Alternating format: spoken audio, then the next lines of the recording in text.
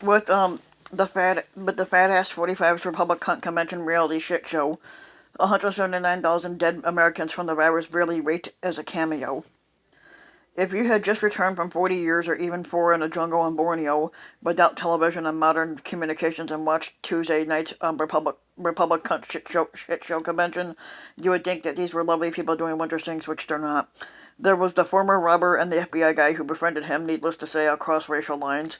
The New Mexico cop who adopted the heroin addict's baby and helped her clean up. And then all that bragging about all those best ever accomplishments that turn out to be false. You turn the TV off wondering what kind of nutcases can possibly be against this type of thing. Then your host would sit you down and say, well, you see, there are a few things that they left out here, like for starters, the fact that 179,000 people have died from the coronavirus, and that the fake president kept pretending that the virus was going to disappear, and that was barely been mentioned during that night. And when it was mentioned, it's mostly been to try to peddle the lie that Donald Trump acted boldly and swiftly, or to brag about the CARES Act as if it were not an obviously necessary emergency down payment and saving people from desperation, but instead something as far-sighted and visionary as Social Security.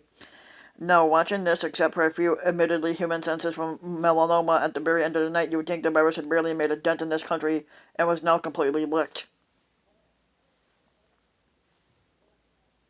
The night proved that the medium of television is capable.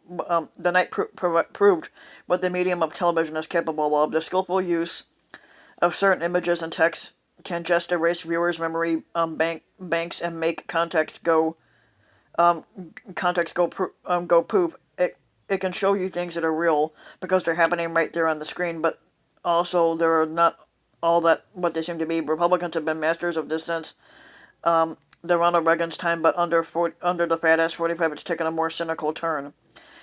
Thus, the worst moment of Tuesday was the one where the fans of the fake president would probably call the best Trump surprise 10 o'clock, 10:05 p.m. appearance in the West Wing to oversee the citizenship ceremony for 5 new Americans from across the world: Lebanon, India, Bolivia, Ghana, and Sudan. If you just flew from Borneo, it might have brought a little tear to your eye.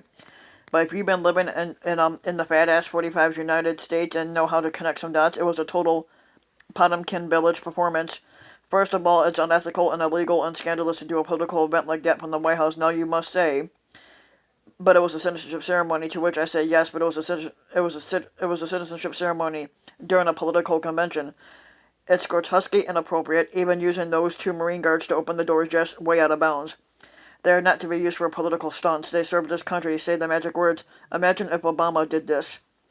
Um, Second of all, the fat ass 45 was accompanied by acting DHS Secretary Chad Wolf, to which you might again say, well, that's appropriate. But if you must know that he is serving in his position illegally, in violation of the Federal Vacancies Reform Act, and that in spite of that fat ass 45 nominated him this very day to be permanent DHS head, you might actually wonder why he's in the job in the first place. Answer: Senate Republicans. Third, you would think, watching this, that the fat ass Trump must surely be a very pro immigrant fake president. The truth of the matter is, as we know, is a little different. We learned just last week that the separation of children from their parents at the border was not the result of bureaucratic confusion or error, but was intentional, voted on by top officials at a May 2018 meeting. He's the most anti-immigrant fake president in our modern history. And fourth, this takes us back to the Despacito virus. The 5 new Americans were not standing 6 feet apart, and neither they nor Trump nor the fat ass Trump nor Wolf were wearing masks. Again, if you connect dots and you happen to know stuff, you know that everybody gets within a mile of the fake president without having been tested. So it was known to White House medical staff that doing this was probably safe. But almost nobody watched at home knows that. The mask absence is meant to convey that the virus isn't the problem. It's nice for those 5 people, nothing against them, but using them in this kind of black as white, reverse reality political theater is appalling, as was for that matter melanoma spoke from the Rose Garden to an audience where almost no one wore masks. And of course, another fat ass, Mike Pompeo, speaking from Jerusalem. The Secretary of State speaking at a political rally won't be the scandal it deserves to be. Will any of this work? To some extent, it probably will. People don't remember things; they just see images and respond to them for a few days at least, until the fat ass Trump starts tweeting again. Some people may forget what a vengeful and chaotic man that this fat ass is, but they won't forget the virus, and the attempted erasure of the virus won't work. Just this week, a poll came out showing 73% think that the fat ass Trump has handled the virus badly, and 50% said very badly. That is people's lived reality. A few hours of fake TV cannot undo this. So if you liked the video, give the video a like and subscribe to my channel, Ryan Van Wyk, and also hit the notification bell so that you'll be notified when a new video comes out, and thanks for listening.